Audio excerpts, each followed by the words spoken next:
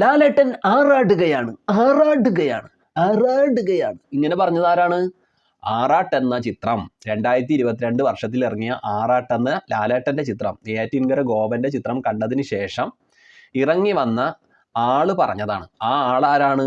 അതാണ് പിന്നീട് ആറാട്ടണ്ണനായി മാറിയ താരം. സത്യം പറയാലോ, ആറാട്ടെന്ന ചിത്രം പൊട്ടപ്പടമാണ്. ലാലേട്ടൻ്റെ അഭിനയ ജീവിതത്തിലെ ഏറ്റവും മോശമായ പൊട്ട സിനിമയാണ് ആറാട്ട്. ആ ചിത്രം നല്ലതാണെന്ന് പറഞ്ഞ് അങ്ങനെ ഏറിക്കേറിയ അണ്ണൻ പിന്നീട് ആറാട്ടണ്ണനായി മാറി. ലാൽ ആരാധകനാണ്, ലാലേട്ടൻ്റെ ആരാധന ആയതുകൊണ്ട് തന്നെ ലാലേട്ടൻ്റെ സിനിമകളെക്കുറിച്ചൊക്കെ ഒരുപാട് വാദോരാതൊക്കെ സംസാരിക്കുന്നുണ്ടായിരുന്നു. അതുകൊണ്ട് തന്നെ ലാൽ ആരാധകർ, മോഹൻലാൽ ഫാൻസുകാരൊക്കെ ആറാട്ടണ്ണനെ തലയിലേറ്റിക്കൊണ്ട് നടന്നിരുന്നു കുറേ കാലങ്ങൾക്ക് മുമ്പ്. പിന്നീട് ഓരോ കാര്യങ്ങൾ ഇങ്ങനെ പറഞ്ഞ് എല്ലാവരുടെ ഉള്ളിലൊരു വെറുപ്പുണ്ടാക്കുകയും പിന്നീട് നല്ല കാര്യങ്ങൾ അതിനിടയിൽ പറയുകയും അങ്ങനെയൊക്കെ മുന്നോട്ട് പോകുന്ന ആറാട്ടണ്ണൻ ഈ അടുത്ത് ഫേസ്ബുക്കിൽ കുറിച്ച 2 പോസ്റ്റുകളാണ്. അതിനെക്കുറിച്ച് ഞാൻ പറയാം. എന്താ കേസ് എന്ന് വെച്ചാൽ ഞാനത് വായിച്ച് കേൾപ്പിക്കാം.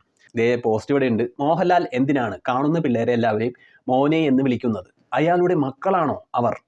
ഫ്രം ആറാട്ടണ്ണൻ. ആറാട്ടണ്ണൻ ചോദിച്ചിരിക്കുന്ന കാര്യമാണ്. എന്തിനാണ് ലാലേട്ടൻ മോനെ എന്ന് വിളിക്കുന്നതെന്ന്? ഇപ്പം എന്താ കുഴപ്പം? എന്താ അണ്ണനിപ്പോൾ എന്താ വിഷയം? എന്താ ആറാട്ടണ്ണൻ എന്താ പ്രശ്നം?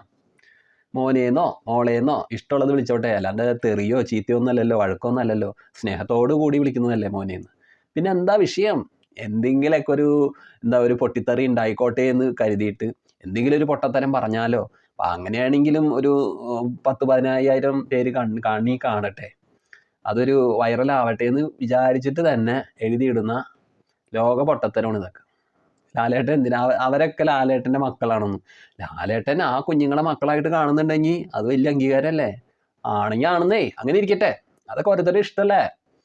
വേണമെങ്കിൽ ഇപ്പം ആറാട്ടണ്ണൻ ലാലേട്ടൻ്റെ ഫ്രണ്ടിൽ ചെന്ന് നിൽക്കുമ്പോഴും ലാലേട്ടൻ വിളിക്കും, മോനെ എന്താ മോനെ എന്താ മോനെ എന്ന് വിളിക്കും. അതിനിപ്പോൾ എന്താ കുഴപ്പം? എന്താ അങ്ങനെ ഒരു സംഭവം. പിന്നെ ഇട്ടാണ് ഒരു പോസ്റ്റാണ്.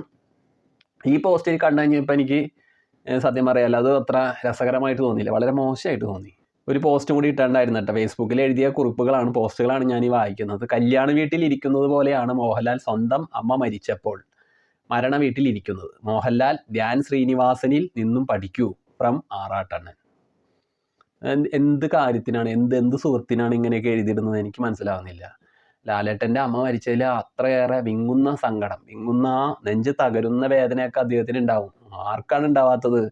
അമ്മമാർ നഷ്ടപ്പെടുമ്പോൾ ഉള്ള വേദന, അച്ഛനായാലും അമ്മയായാലും കൂടപ്പിറപ്പുകളായാലും നഷ്ടപ്പെടുമ്പോൾ ഉണ്ടാകുന്ന വേദന അത് വലുത് തന്നെയല്ലേ.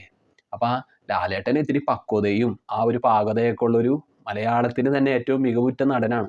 അപ്പം അദ്ദേഹം അത്ര രീതിയിൽ അലമുറയിട്ട് കരയുന്നുണ്ടാവില്ലായിരിക്കാം. അല്ലെങ്കിൽ കടന്നു വരുന്ന ആളുകളുടെയൊക്കെ മുഖത്ത് നോക്കി ചെറു പുഞ്ചിരിയോടുകൂടി തന്നെ ആ ഒരു വിഷമത്തിൻ്റെ ആഘാതത്തിൽ നിൽക്കുന്ന മനുഷ്യനാണ് അദ്ദേഹം.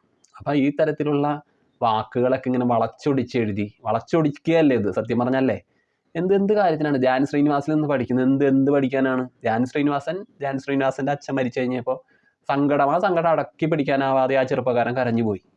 അത് അതേപോലെ ലാലേട്ടൻ തലതല്ലി കരയണമെന്നാണോ? ഓരോരുത്തർക്കും ഓരോ എന്താ പറയണ മനസ്സാണ്, അവരവരുടെ ചിന്തകളും അവരവരുടെ മുന്നോട്ടുള്ള പ്രയാണവുമൊക്കെ. ലാലേട്ടൻ ഒരു തെറ്റായിട്ടും അമ്മ മരിച്ചപ്പോൾ അവിടെ ചെയ്തതായിട്ട് ഞാൻ കണ്ടില്ല. ആ മനുഷ്യൻ്റെ ഉള്ളിൽ വലിയൊരു അഗ്നിപർവ്വതം പൊട്ടി ചിതറുന്നൊരു വേദന അദ്ദേഹത്തിന് ഉണ്ടാകാം.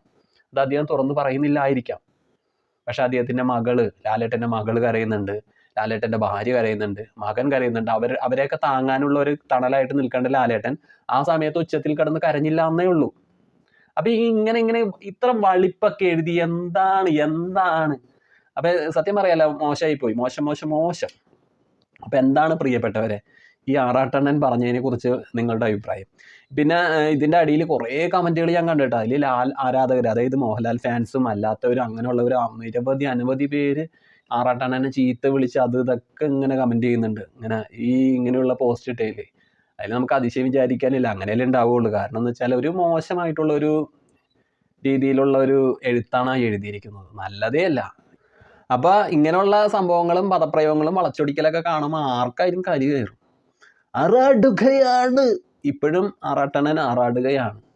അപ്പോൾ ഇതിനെതിരെ ഞാൻ നേരത്തെ പറഞ്ഞല്ലോ, തെറി കമൻറ്റുകളൊക്കെ ഇങ്ങനെ കുറേ വന്നിട്ടുണ്ട്. നമ്മളതൊന്നും വായിക്കാനായിട്ട് ഉദ്ദേശിക്കുന്നില്ല.